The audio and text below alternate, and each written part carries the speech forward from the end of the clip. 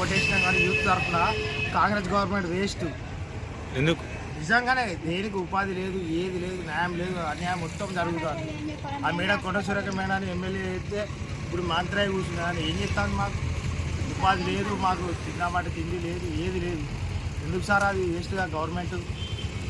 ఇప్పుడు ఈ కూలగొట్టిని ఎందుకు కూలగొడతాలని మీకు తెలుసా? అసలు మాకు తెలియదు సార్, ఎవరు నోటీస్ చేయలేదు, ఏం చేయలేదు సార్. కేసీఆర్ గవర్నమెంట్ ఉన్నప్పుడు అన్ని ఇంత కూడా మాకు ఏం జరగలేదు. కానీ ఈ కాంగ్రెస్ గవర్నమెంట్ గెలిపించింది మాకు వేస్ట్ అవుతారు. ప్రపంచ సుందరిమణులు ఇట్లకెళ్ళి పోతాలట, అందుకే మీ దేశత్తాలు ప్రపంచ సుందరమాలు పోతే వాళ్ళకి మాకేం సార్ సంబంధం? వాళ్ళు ఎక్కడి నుంచో అవుట్ ఆఫ్ కంట్రీ నుంచి వచ్చింది, ఇక్కడ ఉన్న వాళ్ళకి దిక్కులేదా సార్? ఇక్కడ గవర్నమెంట్కి దానికి ప్రపంచం వాళ్ళకి మాకేం సార్ సంబంధం? We are educated sir, they are coming from out of countries. అసలు దానికి మాకు సంబంధమే లేదు కదా సార్. అట్లా వాళ్ళు వచ్చినా మిమ్మల్ని తీసేస్తా అంటే మీకు ఎట్లున్నది? మరి వాళ్ళకి ఓటేసి గెలిపించుకోమని చెప్పారు సార్. ఐదు మాటలు వస్తాయి కానీ రేవంత్ రెడ్డి గారు ఉంది బేస్ గవర్నమెంట్ మా జీవితము మా కొడుకు మా కొడుకు పింఛనత్తలేదు నాన్న. మాకు ఒక పాప, మాకు తినరిక తిండికి చాలా ఇబ్బంది ఉన్నది.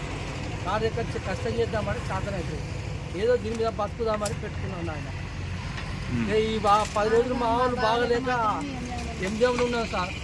ఎంజంలో ఉంటే ఇక వచ్చేటప్పటికి గుడిసంతా కూడా వీకిండు.